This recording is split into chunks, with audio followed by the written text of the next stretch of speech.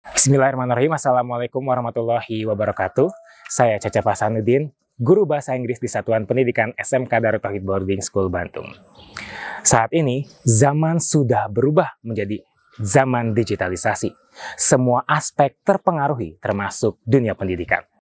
Situasi saat ini, peserta didik nyaman dengan gawainya masing-masing, sehingga banyak dari mereka yang gagal fokus ketika belajar di dalam kelas. Sebagai seorang guru, permasalahan lain muncul ketika kita dihadapkan dengan situasi kelas yang heterogen. Dengan kata lain, kelas ini mempunyai banyak peserta didik dengan beragam gaya belajar dan juga kecepatan dalam memahami. Dari dua situasi yang sudah disampaikan tadi, muncullah banyak tantangan yang harus dihadapi oleh para guru saat ini. Yang salah satunya adalah pembelajaran sekarang belum dinilai inklusif dan belum mengakomodir setiap kebutuhan peserta didik. Hal tersebut terjadi karena kita sebagai guru terlalu memaksakan kehendak kita dalam menentukan media ajar yang tidak memperhatikan dunia digitalisasi, sehingga muncul banyak kebosanan di dalam kelas. Oleh karena itu, semua pengajar dan guru di seluruh Indonesia harus segera berbenah cepat-cepat agar tidak terjadi ketimpangan dalam proses belajar mengajar di dalam kelas. Sehingga muncul satu buah solusi, yaitu pembelajaran diferensiasi dalam kurikulum merdeka. Model pembelajaran tersebut bisa menjadi alternatif pembelajaran agar kita sebagai guru bisa mengakomodir setiap kebutuhan peserta didik di dalam kelas. Pada kesempatan kali ini, saya mencoba untuk memberikan aksi dalam berbagi praktik baik atau best practice dalam pembelajaran diferensiasi untuk mata pelajaran bahasa Inggris dengan pemanfaatan gawai dan juga media sosial. Hal tersebut sudah saya praktikkan beberapa tahun lalu, mulai dari tahun 2016 hingga tahun 2021. Tahun perdana menjadi seorang guru, saya mencoba membebaskan peserta didik untuk memilih media mana yang mereka inginkan. Contohnya, yakni pada pembelajaran ini, mereka memilih antara kinestetik dan visual. Tahun berikutnya, eksplorasi media ajar diperluas dengan penambahan gaya auditori bagi peserta didik yang menyukai untuk mendengarkan bahan ajar yang didampingkan dengan media visual. Tahun 2018, saya lebih mengeksplorasi kebutuhan peserta didik pada bagian kinestetik. Hal tersebut dibutuhkan karena banyak dari peserta didik yang saya ajar merupakan laki-laki. Tahun berikutnya, gaya belajar audiovisual banyak digemari dengan makin terkenalnya sosial media yang bersifat portal video. Namun, gaya belajar kinestetik tetap menjadi primadona. Sementara selama pandemi, penggunaan sosial media di internet menjadi lebih intens digunakan dalam pembelajaran jarak jauh, salah satunya yaitu Twitter.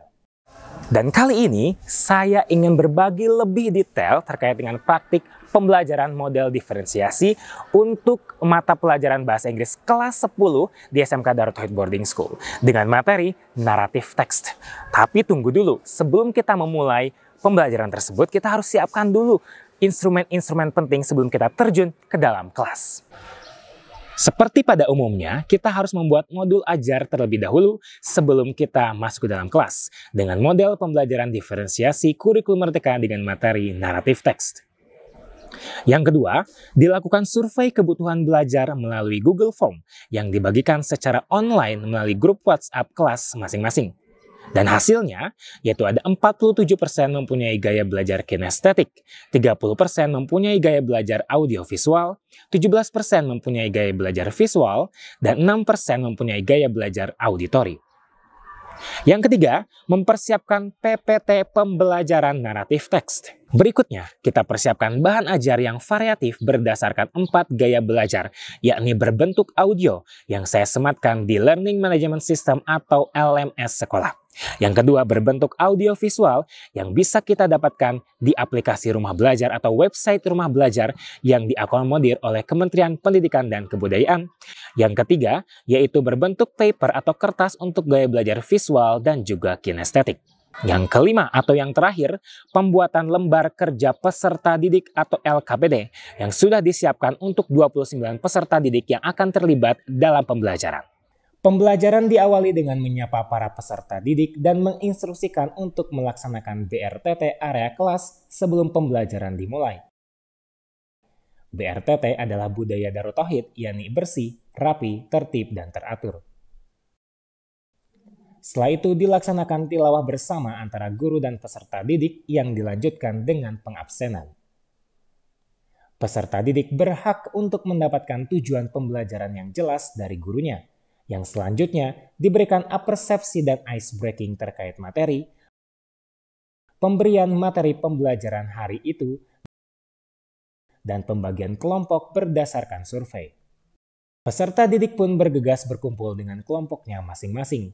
Dalam merespon kebutuhan belajar peserta didiknya, guru mengarahkan setiap kelompok untuk mengakses konten berdiferensiasi sesuai dengan gaya belajar mereka masing-masing, yakni komik bergambar untuk visual, audio cerita di LMS sekolah untuk auditori, konten video storytelling di situs rumah belajar milik Kementerian Pendidikan, Riset dan Teknologi, yaitu belajar.kemdikbud.go.id untuk kelompok audiovisual, serta teks dan gambar yang ditempel di papan tulis untuk kelompok kinestetik. Memasuki ranah diferensiasi proses dengan bantuan lembar kerja peserta didik atau LKPD, setiap kelompok menganalisa unsur kebahasaan naratif teks dari setiap konten yang sudah diberikan. Meskipun berkelompok, penugasan ini bersifat individual. Selanjutnya, guru memberikan feedback dan penilaian langsung pada setiap LKPD yang bertugas di kelompok belajarnya masing-masing. Tahapan berikutnya, setiap kelompok membuat contoh naratif teks berdasarkan gaya belajar mereka masing-masing dan diberikan keleluasaan untuk memprosesnya di tempat yang mereka sukai. Hal ini dilakukan untuk menciptakan lingkungan belajar yang mengundang murid untuk belajar sehingga tujuan pembelajaran bisa tercapai. Berikut adalah hasil dari diferensiasi proses yang menghasilkan diferensiasi produk dengan memanfaatkan media sosial. Assalamualaikum warahmatullahi wabarakatuh.